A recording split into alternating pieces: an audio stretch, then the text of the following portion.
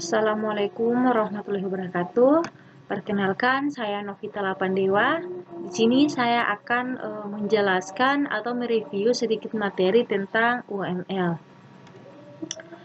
UML memvisualisasikan dan mendokumentasikan hasil analisis dan desain. Nah, Unfried karena mengkomunikasikan metode OP yang sudah ada sebelumnya. Modeling itu karena digunakan terutama untuk memodelkan sistem secara visual. Language karena berisi sinyal yang digunakan untuk memodelkan pengetahuan. Apa itu UML? UML adalah bahasa pemodelan untuk sistem atau perangkat lunak yang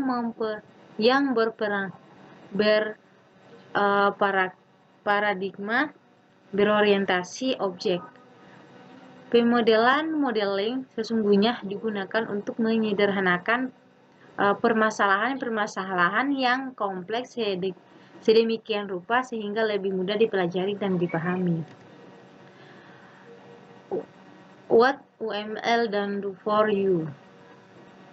Memudahkan berpikir dan mendokumentasikan sistem sebelum mengimplementasikannya, meramalkan sistem, menurunkan biaya pembangunan, merencanakan dan menganalisa logika sistem perilaku, membuat keputusan yang benar sedini mungkin sebelum melangkah ke coding. Mendopli sistem lebih baik karena ada perancangan menggunakan memori dan prosesor yang efisien. Lebih mudah memodifikasi mengelola sistem yang terdokumentasi dengan baik. Adapun biaya perawatan yang rendah.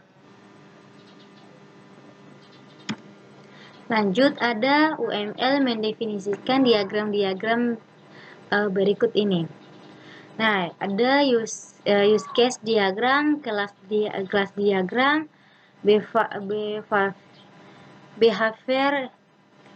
behavior diagram, statistical diagram, ada activity diagram.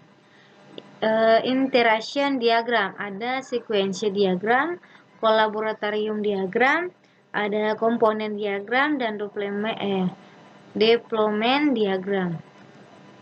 Use case diagram mendeskripsikan sebuah interaksi antara satu atau lebih aktor dengan sistem yang akan dibuat. Diagram use case digunakan untuk mengetahui fungsi apa saja yang ada di dalam sebuah sistem dan siapa saja yang berhak menggunakan fungsi-fungsi tersebut. Nah, kira-kira seperti ini lambang use case, yang dimana simbol orang-orang ini adalah aktor atau bisa dibilang user kalau kita membuat use case diagram. Fungsinya, keterangannya menspesifikasikan himpuan peran yang menggunakan mainkan ketika berinteraksi dengan use case. Simbol ini adalah dependent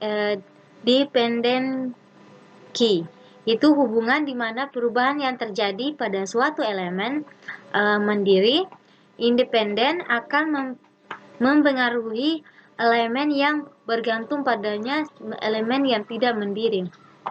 Nah, kalau simbol ini adalah generalization, yaitu hubungan di mana objek akan didescendant berbagai perilaku yang struktur data dari objek yang ada di atasnya, objek induk ancestor. Nah, yang ini adalah include, yang dimana include ini menspesifikasikan bahwa use case adalah member secara eksplisit. Nah, yang simbol ini adalah extend. Nah, yaitu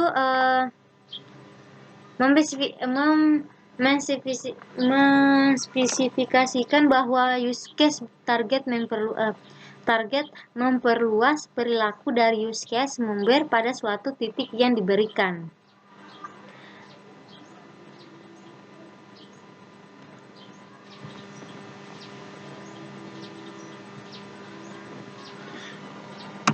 Lanjut, di sini ada simbol use case. Yang ini ada fungsi deskripsinya,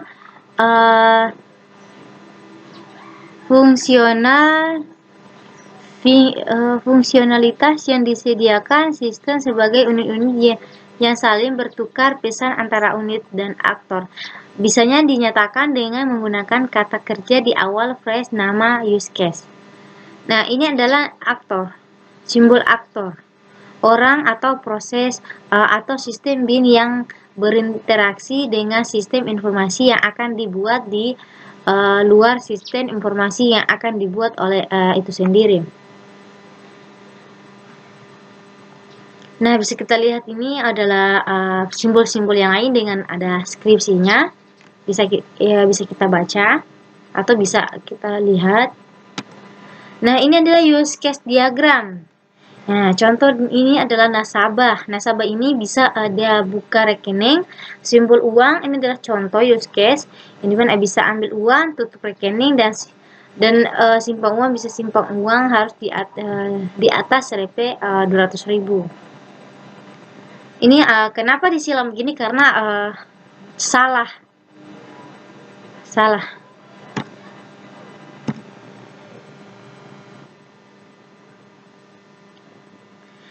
Kelas diagram. Kelas adalah sebuah spesifikasi yang jika diinstansiasi akan menghasilkan sebuah objek dan merupakan inti dari pengembangan dan desain berorientasi objek. Kelas menggambarkan keadaan, atribut atau properti suatu sistem, sekaligus menawarkan layanan untuk memanipulasi keadaan tersebut. Lanjut, kelas diagram menggambarkan struktur dan deskripsi kelas, paket, dan objek beserta hubungan satu sama lain seperti pewarisan, asosiasi, dan lain-lain. Kelas diagram ada 3 area pokok, yaitu ada nama, atribut, dan metode. Atribut dan metode dapat memiliki salah satu sifat sebagai berikut. Yang pertama, privat. Tidak dapat dipanggil dari luar kelas yang bersangkutan. 2. Protestan. Hanya dapat dipanggil oleh kelas yang bersangkutan dan anak-anak yang mewarisinya. 3. Ada publik, dapat dipanggil oleh siapa saja. Nah, kira-kira ini adalah kelas diagram contoh swalayan, yang dimana ada kembalian, ada pegawai, ada supplier, ada barang. Lanjut, ada stated car diagram. Stated car diagram menggambarkan transisi dan perubahan keadaan dari satu state ke state lainnya. Suatu objek pada sistem sebagai akibat dari stimulus yang diterima. Lanjut, pada umumnya, static car diagram menggambarkan kelas tertentu. Satu kelas dapat memiliki lebih dari satu static car diagram. Adapun static diagram presensi. Nah, ini bisa kita lihat adalah diagram yang pertama ada mulai, habis itu mahasiswa presensi, habis itu kirim data presensi. Setelah kirim data presensi, diturun di sini data diterima server. Setelah terima server, dia akan menginput, yaitu kirim data yang diproses. Setelah ada pemberitahuan, dia ke daftar data yang telah diterima. Setelah diterima, habis itu bisa turun ke bawah, bisa ubah status core terkirim. Nah, setelah itu dia periksa, habis itu ada ataupun tidak ada. Yang terakhir selesai.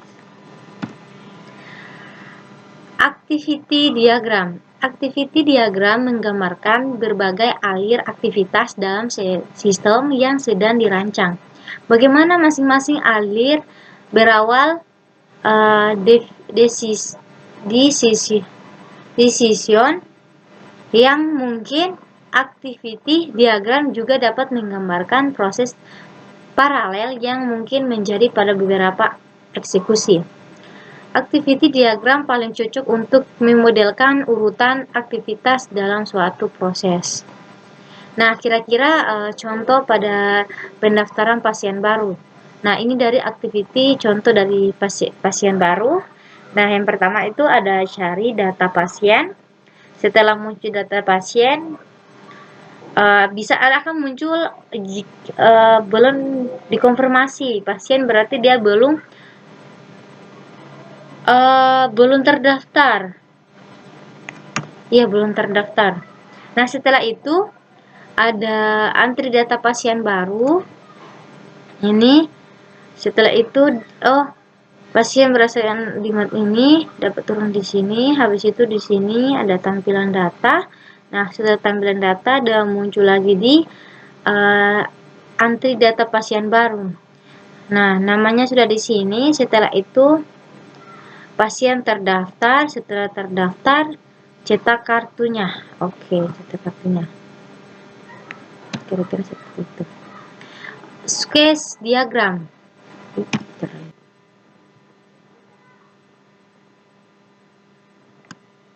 Sequence diagram.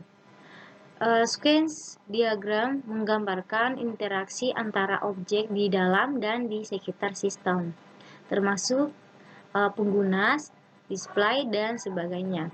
Berupa messenger yang digambarkan terhadap waktu, sequence diagram terdiri antara dimensi vertikal, waktu, dan dimensi horizontal, objek-objek yang terkait. Sequence ini diagram biasa digunakan untuk menggambarkan skenario atau rangkaian langkah-langkah yang dilakukan sebagai respons dari sebuah event untuk menghasilkan output tertentu. Diawali dari apa yang men-trigger aktivitas tersebut, proses dan perubahan apa saja yang terjadi secara internal, dan output apa yang dihasilkan. Nah, kira-kira ini contoh atau sequence diagramnya seperti ini.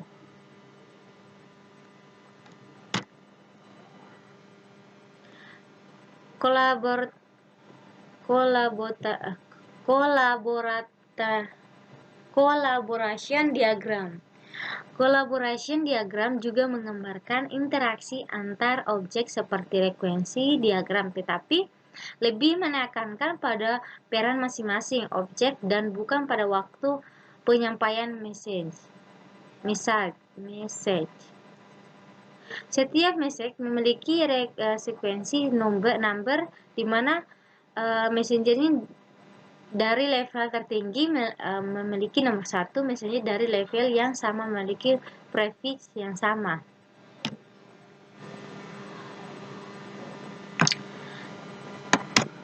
Nah, ini adalah collaboration diagram. Nah, kira-kira diagramnya seperti ini. Ada input user, ada input user dan password. Ada itu user, password di string. Situ terus sini formulir, yaitu info login hasil. Username, password salah jika mengisi data yang salah. Oke. Jika terisi nama yang benar maka akan valid. Setelah valid, data telah diinput. Kira-kira seperti itu. Komponen diagram. Komponen diagram menggambarkan struktur dan hubungan antara komponen piranti lunak, termasuk ketergantungan, dependensi di antaranya. Komponen piranti lunak adalah model berisi kode, baik berisi source kode maupun binar kode, baik library maupun executable, baik yang muncul pada compile time, link time maupun runtime. Umumnya komponen terbentuk dari beberapa kelas dan atau patch cake, tapi dapat juga dari komponen-komponen yang lebih kecil. Nah, kira-kira tampilannya seperti ini adalah komponen diagram.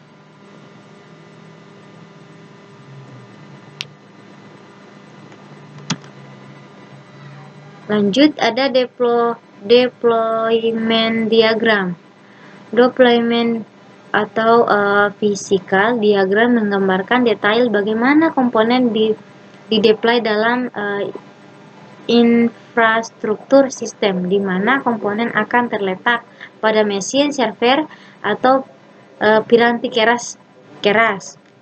Bagaimana kemampuan jaringan pada lokasi tersebut, spesifikasi server, dan hal-hal lain yang bersifat fisikal. Sebuah node adalah server workstation atau piranti karena lain yang digunakan untuk mendeploy komponen dalam lingkungan sebenarnya. Nah, kira-kira ini adalah tampilan dari diagram deployment. Ini adalah tampilan diagramnya.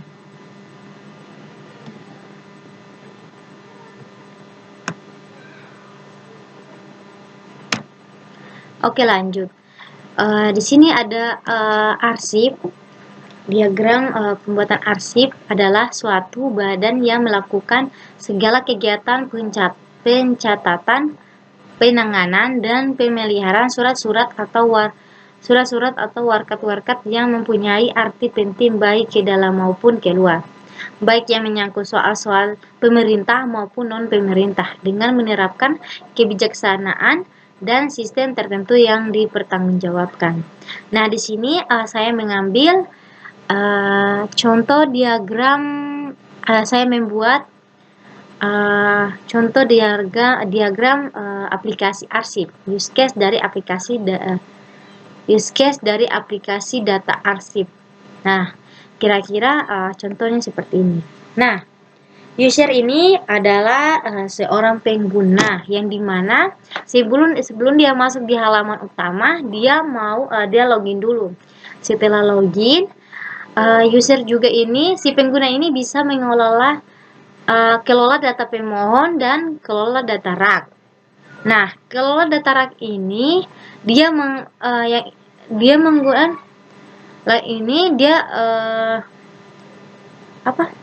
bisa menginput data pemohon atau mencari data pemohon dan filter data pemohon. Sedangkan kelola data rak ini dia bisa mencari data rak dengan menggunakan scan kode rak. Nah, kelola data rak ini juga bisa menghapus, bisa kita menambahkan, bisa juga kita mengedit. Nah, di sini kita menggunakan include dan extend. Mungkin itu saja penjelasan dari saya. Bila ada salah kata atau kurang jelas bisa dipahami. Saya ucapkan dengan Bismillahirrahmanirrahim. Assalamualaikum warahmatullahi wabarakatuh.